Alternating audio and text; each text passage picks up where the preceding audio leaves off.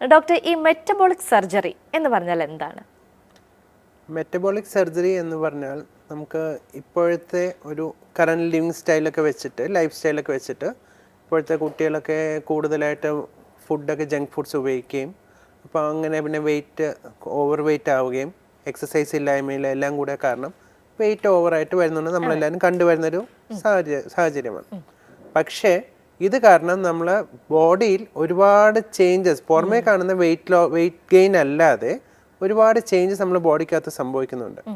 അതായത് ആദ്യകാലങ്ങളിൽ ഇത് വെയിറ്റ് ഒക്കെ കൂടി നമുക്ക് കുറച്ചും കൂടി കഴിയുമ്പോൾ നമുക്ക് ബി പി കൂടിയൊരവസ്ഥയും ഷുഗർ കൂടുന്ന ഒരവസ്ഥയും ഡയബറ്റീസ് വരികയും കുറച്ചും കൂടെ വെയിറ്റ് കൂടുമ്പോഴത്തേക്കും കിടക്കുമ്പോൾ തന്നെ ശ്വാസം മുട്ടുന്ന ഒരു അവസ്ഥ ഒബ്സ്ട്രക്റ്റീവ് സ്ലീപ്പ് അപ്നിയ എന്ന് പറയും. കുറച്ച് നടക്കുമ്പോൾ തന്നെ ശ്വാസം മുട്ട് വരിക.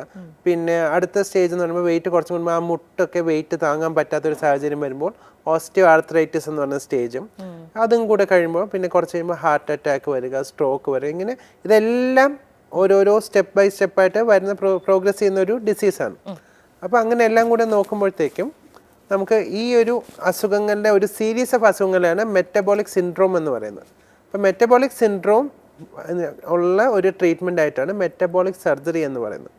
അപ്പം എഫക്റ്റീവ്ലി ഇതെല്ലാം എല്ലാ സീരീസ് ഓഫ് ഡിസീസസും കൺട്രോൾ ആവുകയും ആ ഒരു ട്രീറ്റ്മെൻറ്റിലൂടെ വെയിറ്റ് കുറയുകയും എല്ലാം കൂടെയാണ് ഒരുമിച്ചുള്ള ഒരു കോംപ്ലക്സ് പ്രൊസീജിയറിനാണ് മെറ്റബോളിക് സർജറി എന്ന് പറയുന്നത്.